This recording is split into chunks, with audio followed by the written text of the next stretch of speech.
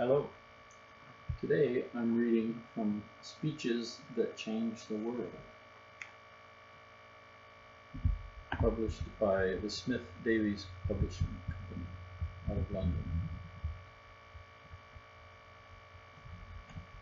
This passage is a speech by Mohandas Gandhi.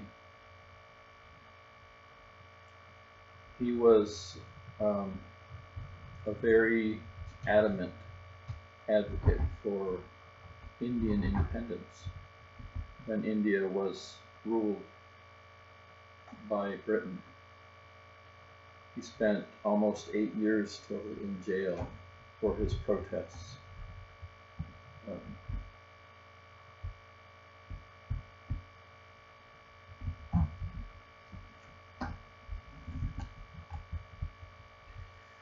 It is a matter of deep humiliation and shame for us that I am compelled this evening under the shadow of this great college, in this sacred city, to address my countrymen in a language that is foreign to me.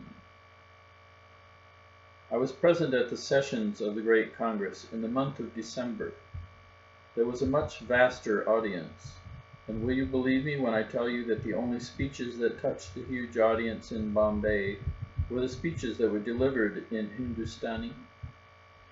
In Bombay, mind you, not Benares, where everyone speaks Hindi. But between the vernaculars of the Bombay Presidency on the one hand and Hindi on the other, no such great dividing line exists as there does between English and the sister language of India. And the Congress audience was better able to follow the speakers in Hindi.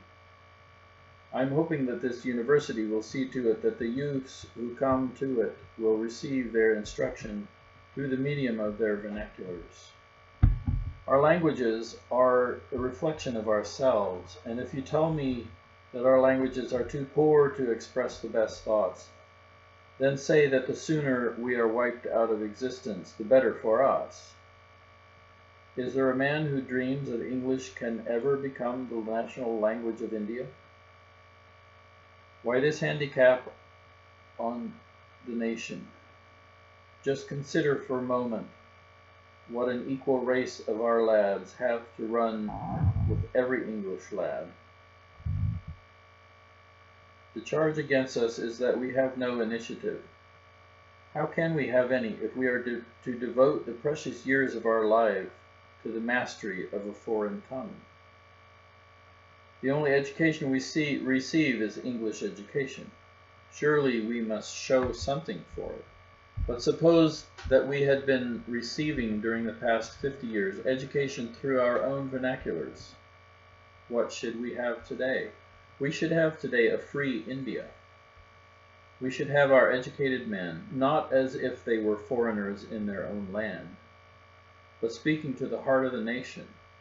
They would be working amongst the poorest of the poor, and whatever they would have gained during those 50 years would be a heritage for the nation. Today, even our wives are not the sharers of our best thought. I have turned the searchlight all over, and as you have given me the privilege of speaking to you, I am laying my heart bare. Surely we must set these things right in our progress towards self-government. I now introduce you to another scene. His Highness, the Maharaja, who presided yesterday over our deliberations, spoke about the poverty of India. Other speakers laid great stress upon it. But what did we witness in the great pandal in which the foundation ceremony was performed by the Viceroy?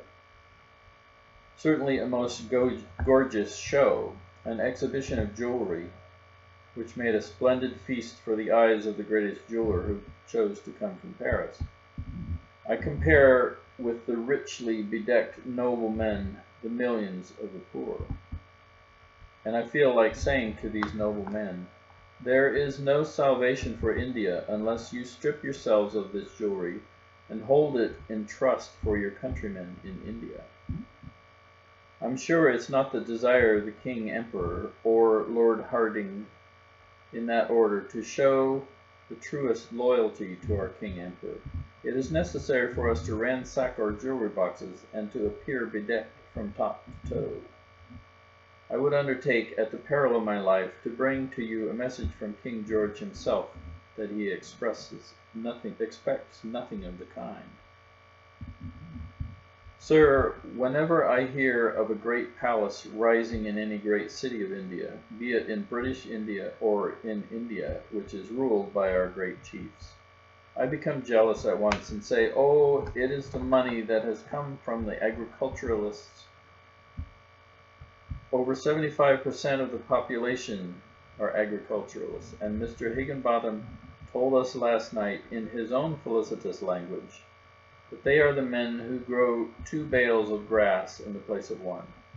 But there cannot be much spirit of self-government about us if we take away, or allow others to take away from them, almost the whole of the result of their labor.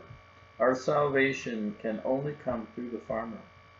Neither the lawyers, nor the doctors, nor the rich landlords are going to secure it.